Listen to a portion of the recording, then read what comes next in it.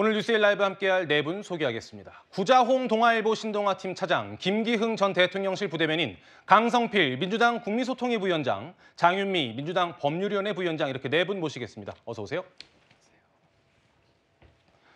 문재인 전 대통령의 딸 다혜 씨가 음주운전 혐의로 경찰에 입건됐습니다. 저희가 CCTV 영상을 입수했는데요. 지금 영상으로 보고 계시는 초록색 경형 SUV 차량이 다혜 씨가 탄 차량입니다. 정확한 사고 시점이나 사고 경위는 경찰의 조사가 더 필요한 상황이라 일단 영상으로 보기에 SUV 차량이 새벽 3시쯤에 어제 새벽 3시쯤에 용산의 한 골목을 서서히 지나가는 모습을 여러분 함께 보고 계시는데 구자홍 차장님, 네. 사고 당시 상황이 어떻게 됐다는 건지 좀 알려진 게 있나요? 네. 지금까지 이 보도에 따르면 저 지금 움직이고 있는 이 쑥색 캐스퍼 차량이 이 해밀턴 호텔 앞에서 이 차선을 변경하려다가 이 뒤따라오던 택시와 지금 부딪혀서 이 경찰에 입건된 것으로 알려지고 있습니다. 예. 그러니까 저 캐스퍼를 운전한 운전자가 문재인 전 대통령의 딸 다혜 씨이고 이 다혜 씨가 당시 이 음주 상태에서 운전을 하다가 이 뒤따라오던 이 택시와 부딪혔다. 그러니까 음주 교통사고가 나서 지금 입건됐다. 여기까지가 지금 알려진 사실입니다. 예, 언급하신 뒤따라오던이라는 부분도 사실은 조사가 더 필요한 부분입니다.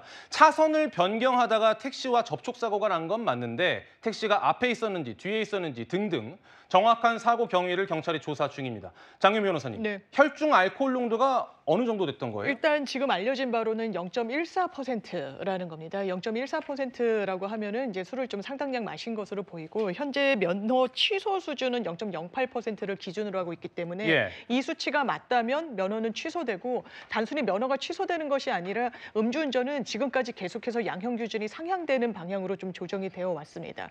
이게 초범이고 동종전과가 없고 여러 사정이 있다고 하더라도 이 벌금형이 내려지더라도 굉장히 다액으로 한 1,000만 원 선 예측되고 있는 상황입니다. 예. 네, 음주운전에 대한 처벌 강화를 당부했던 문재인 전 대통령의 발언이 재조명되고 있습니다. 과거 발언 듣고 오겠습니다. 음주운전 사고는 실수가 아니라 살인 행위가 되기도 하고 다른 사람의 삶을 완전히 무너뜨리는 행위가 되기도 합니다. 음주운전은 습관처럼 이루어지고 있습니다. 이제는 음주운전을 실수로 인식하는 문화를 끝내야 할 때입니다. 네, 강 부위원장님, 네. 당시 윤창호 사건을 언급하면서 나온 발언이죠? 네.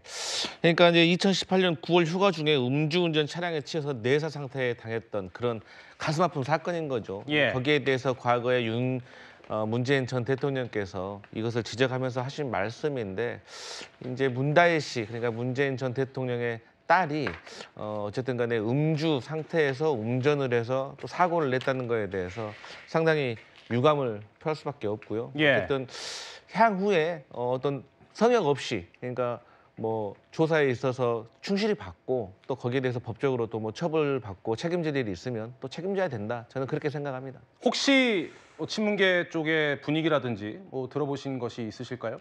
이제 뭐 개인적으로 뭐 직접적으로 들은 건 없지만 상식적으로 생각을 했을 때 사실 부끄러운 일인 거죠. 그리고 지금 상황이 또 요즘 시대의 어떤 문화가 음주운전에 대해서 계속해서 조금 더 처벌을 강화하고 또 이런 것을 해서는 안 된다는 인식이 더 강해지고 있는 상황에서 또 일어난 일이라서 상당히 유감스럽게 생각하고 있습니다. 예, 여러분 영상에서 보셨습니다마는 저 초록색 경형 SUV 어디서 많이 본 차량입니다, 사실. 과거 영상을 한번 보여드릴 텐데요. 지난 2021년에 문재인 전 대통령이 청와대에서 인수한 경형 SUV 차량과 똑같은 차종입니다. 저 차량이 방금 CCTV 영상에 나왔던 차량인지는 확인되지가 않았지만 차종은 확실히 같은 차량이고 문재인 전 대통령이 처음 인수했던 차량이라서 국민들의 기억 속에 남아있는 그런 차종이기도 한데 이렇다 보니까 김 전 부대변인님 논란이 많이 되고 있는 것이 온라인에서도 네. 민주당 지지자이냐 아니냐를 떠나서 이 SUV 차량과 관련해서 사고를 낸 다혜 씨에 대한 비판 여론 좀 들끓고 있는 것 같습니다. 사실 보면 이제 지금 다혜 씨가 다른 일련의 어떤 사건, 어떤 상황에 대해서 따로 떨어져 있다 갑자기 나온 게 아니라 지금 소위 말해서 문재인 전 대통령이 다혜 씨의 어떤 사위 문제 때문에 여러 가지 논란이 일고 있는 가운데서 이 문제가 불거졌기 때문에 문다혜 씨가 여러 가지 이 검찰의 수사에 대해서 뭔가 억울하고 검찰이 정치적으로 공격하는 거 아니냐 그런 식으로 좀 많이 대응을 해오지 않았습니까? 예. 그런 과정에서 누가 보더라도 이거 진영 논리를 떠나서 부적절한 행위를 했고 특히나 이제 문재인 전 대통령이 당시 대수비를 통해서 이거는 살인 행위다 이런 얘기까지 했기 때문에 더더욱 이 문제를 보는 국민의 눈높이가 많이 높아져 있다고 보고 있고요. 무엇보다도 또 이 부분에 있어서 좀 관련 기사를 보니까 다혜 씨가 이제 제주에서 좀 생활을 하셨는데 과태료 체납을 했다고 그러더라고요. 예. 그래서 이 부분에 대해서 이제 차량 압수 조치가 결정된 상황이라고까지 하니까 일반 국민들 입장에서는 과태료 나오면 이거 문제가 될 거 하니까 그때 내지 않습니까? 근데 내지 않다 보니까 이렇게 체납까지 돼가지고 압류 이런 상황까지 됐다고 보면 과연 대통령의 어떤 자녀 딸로서 국민들이 하는 기본적인 것조차 지키지 않는 거 아니냐. 예. 그리고 지금 내온 거는 어떤 살인, 그러니까 개인적인 살인을 떠나서 제가 볼 때 그 가족도 큰 어떤 아픔으로 될 수밖에 없거든요. 그런 관점에서 볼 때 언론의 문매를 맞는 것 같습니다. 예. 말씀 주셨습니다마는 지금 문재인 전 대통령이 피의자로 검찰 수사를 받고 있고 여기에 다혜 씨가 자유롭지 않은 상황에 지금 음주운전 혐의까지 더해졌습니다. 장 변호사님, 네. 물론 수사는 다르게 갈 텐데 여론상 봤을 때 문재인 전 대통령 측이 좀 불리해진 상황인 거는 분명한 것 같습니다. 일단 호의적인 여론을 기대하기는 좀 어려운 건 사실이라고 봐야 될 것 같고요. 지금 문재인 전 대통령과 관련해서 이 정부가 이제 여러 수사를 하고 있는 부분이 있고 그것이 이제 문다혜 씨도 당사자로 특정이 돼 있는 상황 아니겠습니까? 피의자로 이제 수사가 개진되고 있는 상황 중에 운전이라는 것은 예전보다도 훨씬 경각심이 좀 높아지고 있는 가장 대표적인 범죄 유형이기도 하고요. 이런 부분은 어떠한 해명이나 변명도 좀 통용하지 않는 부분이 있기 때문에 민주당 또 지지자들로서는 이런 부분에 대해서 안타까움을 표하는 이런 목소리가 높아지는 것 같고 다만 이런 범죄에 대해서는 아마 본인이 조만간 이제 조사도 받을 것이고 거기에 대해서는 이른바 죗값을 치르게 될 것인데요. 수사와 또 이 건은 또 별건인 부분이 있어서 이걸 또 하나의 뭐 정치 쟁점화로 삼는 것은 좀 부적절한 측면도 있어 보입니다. 알겠습니다. 그렇다면 수사 이야기를 조금 더 짚어보겠습니다. 구장훈 차장님. 네. 문 전 대통령의 사위의 취업 특혜 의혹 검찰이 수사 중인데 네. 다혜 씨의 휴대폰을 포렌식한 걸로 최근 알려졌습니다. 그렇습니다. 이 휴대전화 포렌식에 앞서서 다혜 씨와 관련된 이 주거지 그리고 사무실, 이 제주도에 있는 별장에 대해서도 압수수색이 단행이 됐습니다. 이 검찰 수사를 보도한 그 보도에 따르면 이 다혜 씨는 이 서울 종로구에 거주를 하고 있고 서대문구에는 사무실이 있고 제주도에는 이 별도의 별장을 가지고 있는 것으로 알려졌습니다. 어제 사고를 낸 이 캐스퍼 이 자동차의 경우에는 이 다혜 씨 소유로 지금 알려지고 있는데요.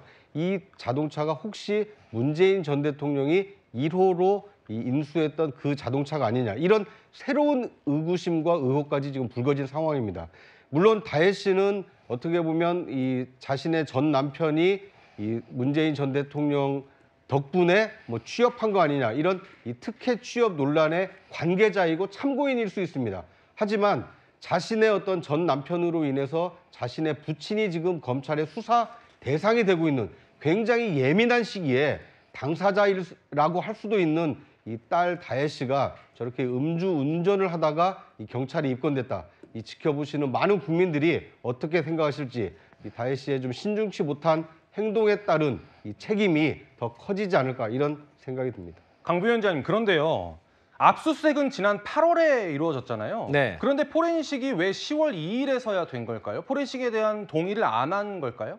이제 포렌식을 하는 절차가 좀 있는데요. 예를 들어서 휴대폰이 압수가 되지 않습니까? 그러면 압수한 이후에 만약에 그 휴대폰에 있는 비밀번호를 본인이 제공을 했는지 안 했는지도 조금 시간이 걸리느냐 안 걸리느냐가 중요한 것이고 예. 또 이 휴대폰에 비밀번호가 없는 상태에서는 포렌식 팀에서 접수를 받지 않는다고 하더라고요. 또 그 이외에 포렌식을 하는 과정에서 참관을 하느냐 안 하느냐. 그러니까 참관을 하면서도 사실 보통 일반인만 하더라도 카카오톡 대화가 2,000개가 넘는다고 하는데 일반인이 아닌 사람들은 10,000개가 넘기 때문에 이것을 일일이 포렌식 팀이 그 화면에 띄워주면 검사와 어떤 휴대폰의 소유주가 같이 보면서 이것은 사건과 관련이 있는지 없는지에 대해서 분류하는 과정도 되게 지루하고 길다고 하더라고요. 예. 그리고 그 이후에 허가가 된 내용에 대해서 또 포렌식에 대해서 분석하는 시간은 더 많이 걸리겠죠. 그래서 이러한 좀 실무적인 내용에 있어서 좀 길어진 것이 아닌가 그렇게 보여집니다. 장 변호사께서 네. 실무적인 부분 좀 첨언을 해주신다면요. 그렇습니다. 일단 압수수색으로 단행된 거는 이 피해자 당사자의 동의를 구하는 절차는 아니고요. 다만 이 압수물이라는 게 지금은 이제 휴대전화에 초점이 맞춰져 있지만 상당히 좀 전방위적으로 이루어집니다. 장소로 이제 특정을 한다면 주거지, 회사, 사무공간 그리고 차량에서의 어떤 물품 같은 걸 다 이제 확보를 하게 되고요. 요즘은 전자기기, 휴대전화, 노트북 그리고 PC 등의 많은 정보들이 있기 때문에